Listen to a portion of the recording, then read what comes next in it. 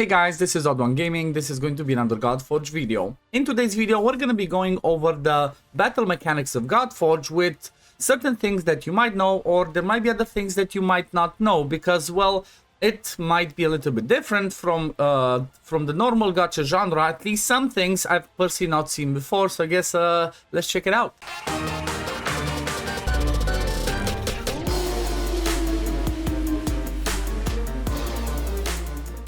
Now, I do want to mention that just like with everything else, everything that you see me posting these current videos are subject to change because this is just Alpha 1 footage, right? So there might be some battle mechanics changing, there might be some visuals, there might, lots of stuff might be completely changed. So just definitely keep this in mind when you're watching this. In case you watch it in the future, it's footage from Alpha Wave 1, so some stuff might not be relevant. But if we look at some of the stuff, the first thing that we want to check, I guess this should be the same for any area of the game once they open the game, again, unless it changes. But when you go to the battle, the first thing that you would see is a screen like this. And depending on the fight, you're going to have 4 or 5 slots, or they might be having something else different. They might have like 6 slots for us, or maybe even 3. Who knows? It just depends on what they're going to be, what they're going to be releasing as content. But pretty much the battle starts from this position, right from the first page before we actually go into the, battle itself. And this is really important because when you see these slots, you see this crown over here, this is going to mean this is where you will put your leader position. Now you can see by the visual that I have over here, right? All the heroes that have that visuals mean they will be having a aura, right? So it's going to be the lead position. So as an example, if I put Heimdall in the lead, everybody's going to get 30% defense in all battles. If I go with Quetzalcoatl, everybody's going to get 21% speed in all battles. So depending on this, depending on the fight, this is the first thing that you need to understand about the team presets, the fighting before you go into it. And then you can just, go ahead, put your team, and then obviously you're going to be clicking battle. Now, I'm going to jump into this and I'm going to mention that this one actually does matter, right? I guess let's mention this now since it's, since we are on the screen over here. But the positioning or the order that you add the people in the team are going to be really important. They are going to matter for the sake of 3 reasons, right?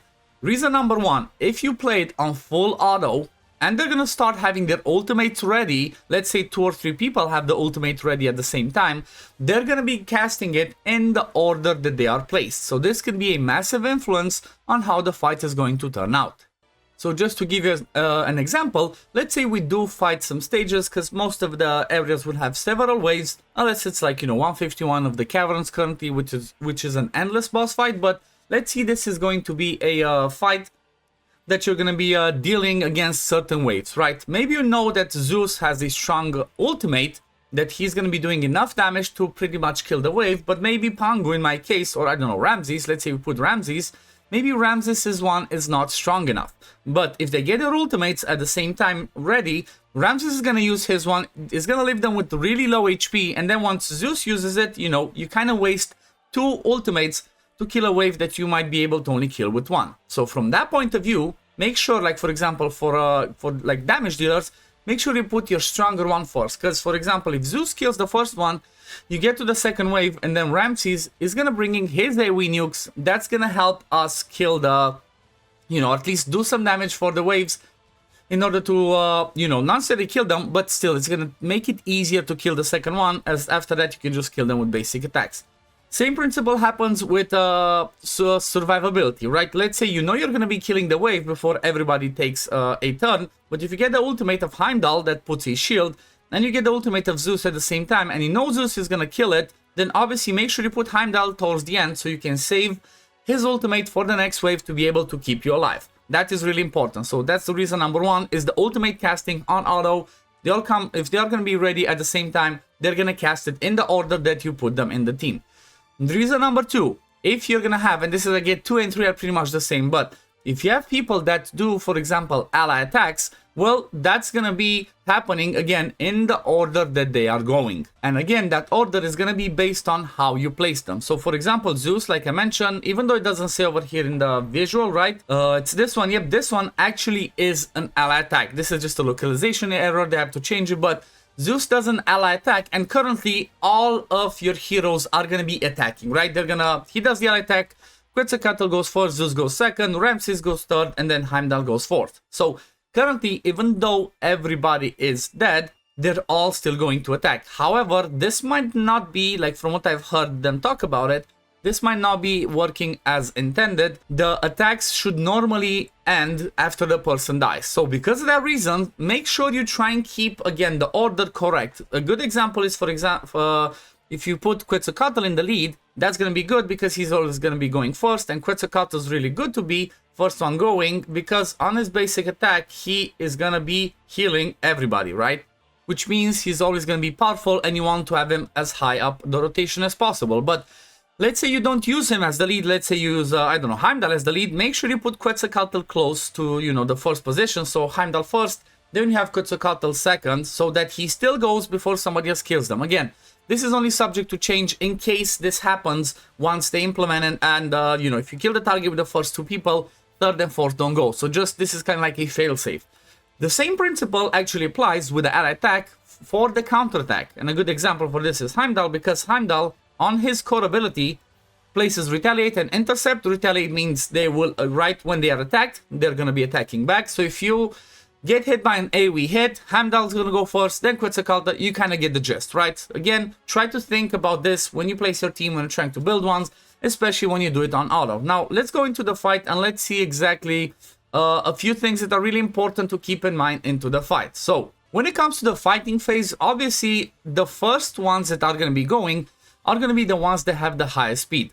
In my case, for example, Quetzalcoatl has the highest speed, and then you're going to see everybody else. Let me move myself to the other side, just so you can see this a little bit better, right? This is kind of their turn meter bar. However, they have an amazing visual for this fight, what it shows on the left side, right? You see who's going to go first, who's going to go next, and whatnot. And you can even scroll down. So if you need to try and kill somebody specific, let's see, for example, in this wave, we know that Isis was a little bit bugged, a ton bugged. Every time you get a ton, she's going to be healing up. You want to make sure that maybe you kill her, even though she doesn't go first. But you see that Quetzalcoatl goes first, second is going to be Heimdall, third Zeus, and then fourth is going to be Ramses. So this is definitely really good to keep an eye on it, as you want to make sure, right? You want to make sure you know what's always happening. So that's the first thing. Second thing that's really important is obviously you have your basic ability, and then you have, obviously I'm hiding it right now, but second one, this is going to be the core ability, which, again, this one has a 3-turn cooldown. Based on the level, it means that you get a turn, you do that core ability,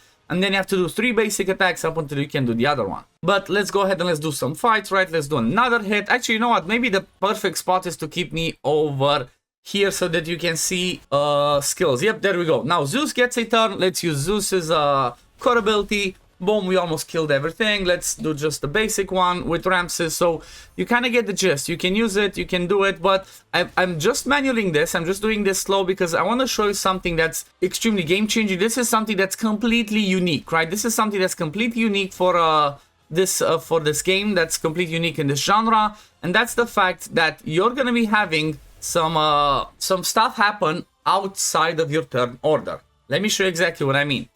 So we get to the second wave, and we see that we have Zeus's ultimate ready. However, Zeus's turn is only the third one. The cool thing is, you don't have to wait for his turn, right? This is for manualing. For auto, it's gonna be doing the same, but it's same principle. So I can already click and use Zeus's ultimate, even though it's not his turn, right? This is completely, you know, this is huge. This is game changing. This is really powerful to know. And you saw he got a turn, he killed, but I still have Quetzalcoatl to do his turn. Now, the same principle happens with if you have your ultimate ready on the person that's due to go. So let's say Quetzalcoatl had the ultimate. He would do the ultimate. You will be able to cast the ultimate first, but then after that, he will still be able to do the basic skill or the core ability, whichever one's ready. So that's really important to keep in mind, right? This is you know, like I mentioned, this is pretty unique. This is going to be opening up the door for some amazing testing, right? Being able to ultimates outside of your turn, being able to do stuff like that, that's going to be really, really cool. But I think I pretty much covered everything about the battle. So that's kind of like, you know, a few things that came to mind that definitely really important. Obviously, I could go more into, you know, the weapon system, the gearing system, but I'm just gonna keep that for another video. But I guess for now we can leave it at this. I hope this was helpful, right? I'm gonna do a video understanding the stats as well, maybe. You know, I'm gonna try and pump out as many videos as possible. I'm recording this the second to last day before the Alpha Wave 1 closes, so I'm just trying to pump out as much as I can while it's close. I can still have content for you guys to watch. But if you enjoy my content, please consider liking it. If you want to see more Godforge videos, please consider subscribing to the channel. And I guess I'm gonna see you all in the next one. Peace, love, take care, run. Bye guys.